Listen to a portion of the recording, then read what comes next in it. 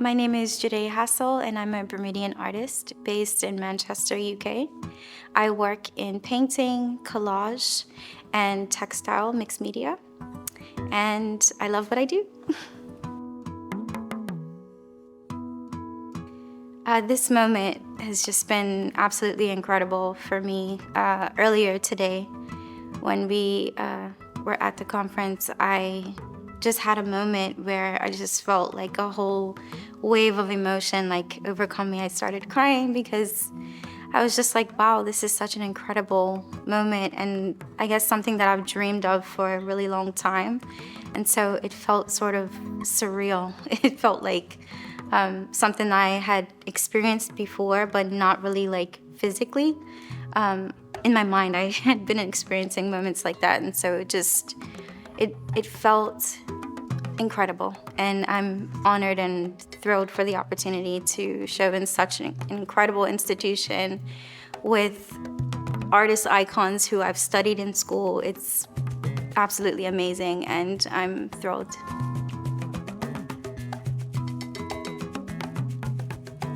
So when I think about When We See Us, it's interesting because I think about my first solo exhibition that opened up at Bermuda National Gallery in 2021. And the exhibition was titled, I Am Because You Are. And so it's amazing because the work that's in this show was the work that I showed at that solo exhibition. And I Am Because You Are means the same thing as When We See Us. It means because someone came before you and you can relate to them, you can see yourself reflected. And, you know, to be a part of such a historical exhibition such as this, it's incredible. And I think about it, and it's, you know, it's really humbling to be a part of something that, you know, I feel like in this moment, I am like a continuation of people that have come before me. And so when I look at some of the artists that are in this exhibition, it's like I am because they were, you know? And so when I think about When We See Us, it's like collectively, like we can see ourselves. And, you know, that makes me feel incredibly happy to be here and to experience this live in the flesh. And just to know that there were such amazing artists who have really put in work over the years, and to be a part of that legacy and to continue that, it's amazing.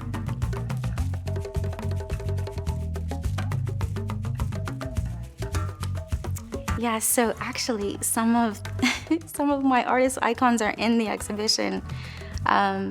So earlier this year, I was a part of the Cuba Biennial, and I opened an installation at the Wilfredo Lamb Center. And so to be in the same room as Wilfredo Lamb is just, wow, it's amazing.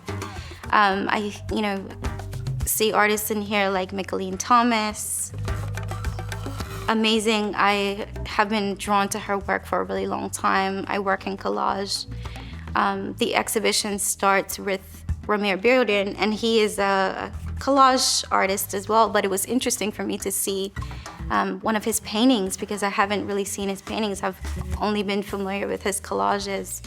And he was one of the ones that really got me interested in collage. And so to be in an exhibition with people who have, you know, essentially like paved the way is just incredible. Another artist, Sharon Wilson, she's a Bermudian artist, and she's actually my mentor. She's had such an impactful, she's impacted my work in so many incredible ways. The conversations that I've had with her, she's really helped me to figure out the why in my work and what's important, and, you know, to get my message out and to storytell. And so some of the conversations that I've had with her have been amazing, and, you know, I'll cherish forever. I mean, the list, I can go on and on. I could probably mention like over 20 artists that are just in the show who have impacted my work. But for now, I'll just mention them. when I think about history, like that's something that is very steeped in my work. I research a lot, I read a lot in order to sort of generate the ideas, the inspirations in relationship to my work. And so the work comes out of past, comes out of history. And so, to have this opportunity in the present moment to sort of negotiate that, and then to be able to set forth what people will be studying maybe later, that's amazing to think about, like how this present moment and the works that we're making now can contribute to like an art historical canon. And to have the opportunity to be a part of that conversation it's incredible. And this exhibition is so monumental for me in so many different ways. I just took a walk around and I just can't even believe all of the works like here in one space. And so this is historical, like this is history. And so to have that opportunity to be here is amazing.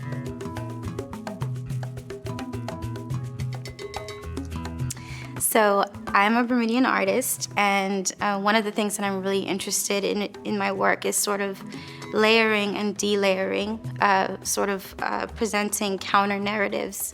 I'm interested in multiplicity in my work, multiple things happening at the same time.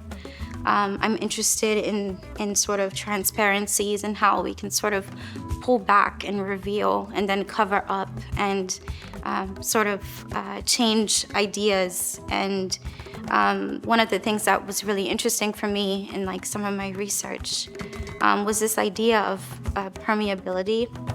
This idea of like permeable borders that us as people, like we should be able to move freely. And so migration really, really informs my work. I've moved to a few different places, originally from Bermuda, now living in the UK. Previously, I lived in China, and so I'm interested in how this movement sort of informs my work.